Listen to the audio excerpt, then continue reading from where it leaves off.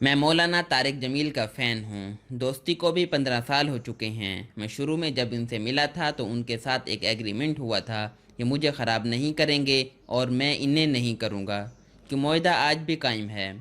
مولانا نے 15 برسوں میں مجھے تبلیغ نہیں کی اور میں نے بھی انہیں کبھی راہ راست پر لانے کی کوشش نہیں کی۔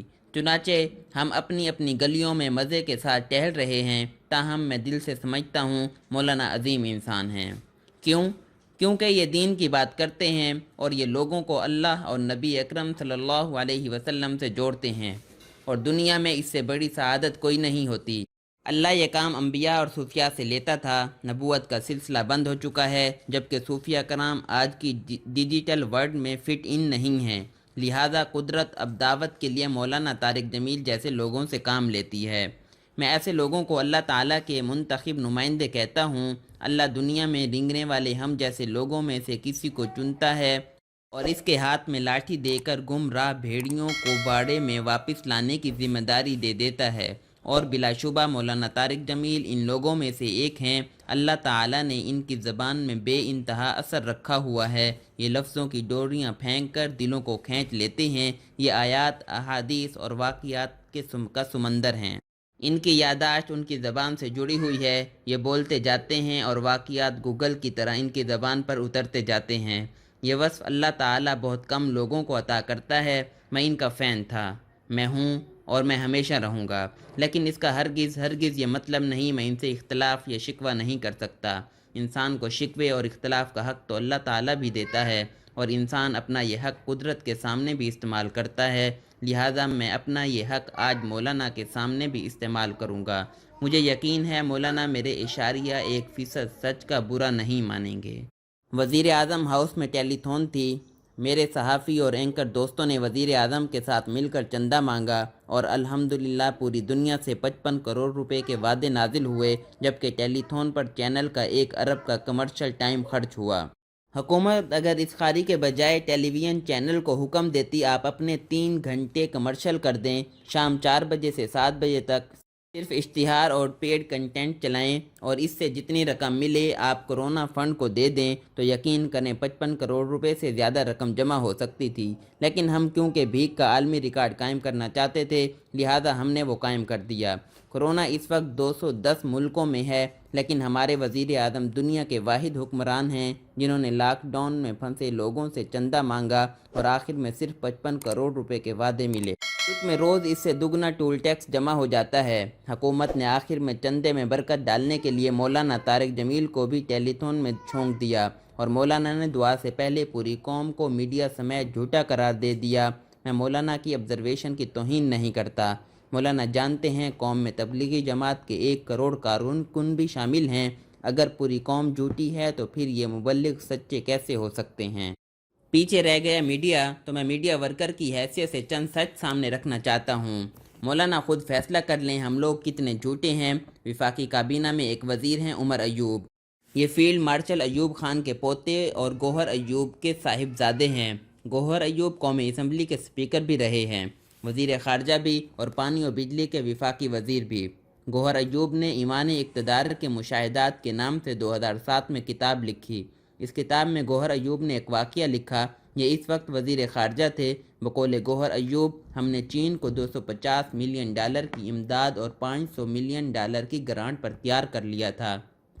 ہم وزیر اعظم میاں نواز شریف کو چین لے گئے، وزیر اعظم نے صرف کہنا تھا اور چین نے ہمیں $750 ملین دے دینے تھے، لیکن صبح ناشتے کی میز پر نواز شریف نے مجھے اور وزیر خزانہ سرتاج عزیز کو کہا میں چین سے پیسے نہیں مانگوں گا۔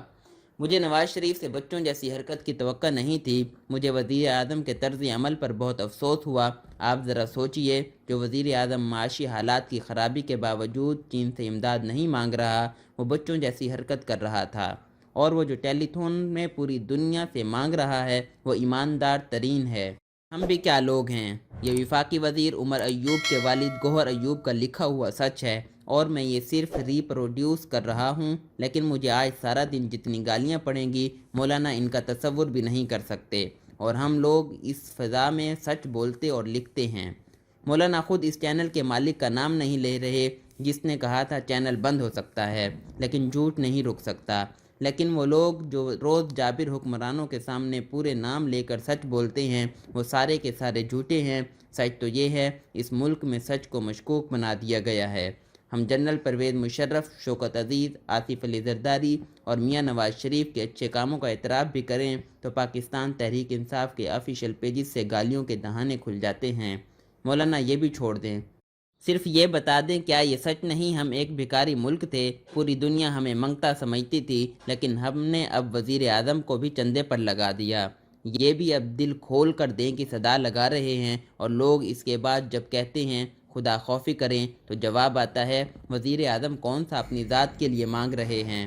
ہم نے ملک میں اپنی آنکھوں سے بڑے بڑے دلچسپ واقعات دیکھے ہیں، لیکن یہ منظر پہلی مرتبہ دیکھا۔ عبدالستار ایدھی کے صاحبزادے فیصل ایدھی خود لوگوں سے چندہ لے کر چندے کا چیک بناتے ہیں اور یہ چیک وزیر اعظم کو دے دیتے ہیں، اور وزیر اعظم وہ بھی وصول کر لیتے ہیں۔ وفاقی وزیر صحت عامر کیانی پر کرپشن کا الزام لگتا ہے، انہیں عہدے سے ہٹا دیا جاتا ہے، لیکن ان کے خلاف تحقیقات نہیں ہوتی ہیں اور پھر 3 ماہ بعد انہیں پارٹی کا سیکرٹری جنرل بنا دیا جاتا ہے۔ وفاقی مشیر عبدالرزاق داؤد کی کمپنی کو 309 ارب روپے کا ڈیم بنانے کا ٹھیکہ دیا جاتا ہے۔ ایف آئی اے کی تحقیقات میں جہانگیر ترین اور خسرو بختیار پر چینی اور آٹے میں اربوں روپے بنانے کا الزام لگ جاتا ہے، لیکن خسرو بختیار کو پہلے سے بہتر وزارت دے دی جاتی ہے اور جہانگیر ترین کو موسم انجوائے کرنے کا وسیع موقع فراہم کر دیا جاتا ہے۔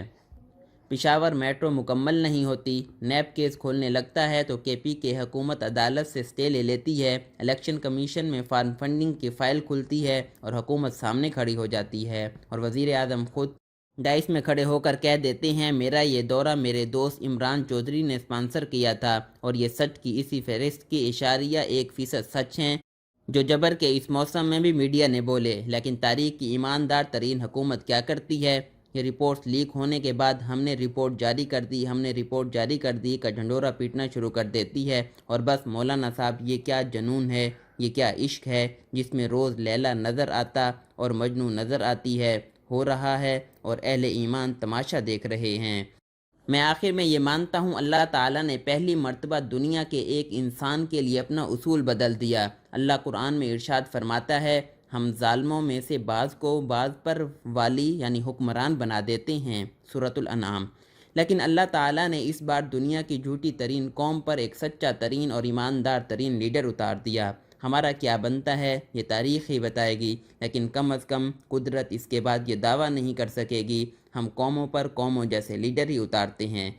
یہ اصول کم از کم تبدیل ہو گیا، اور میں سمجھتا ہوں اس میں مولانا کی دعاؤں اور رکت کا بہت عمل دخل ہے۔ یہ نرگس کا ہزاروں سال کا وہ گریہ جس کے بعد چمن میں دیدہ ور پیدا ہو جاتا ہے، اور پوری دنیا اب وضو کر کے ہمارے دیدہ ور کا دیدار کر رہی ہے۔ مولانا زندہ باد، پاکستان پائندہ باد۔ اپنی قیمتی رائے کا کمنٹ باکس میں اظہار کریں۔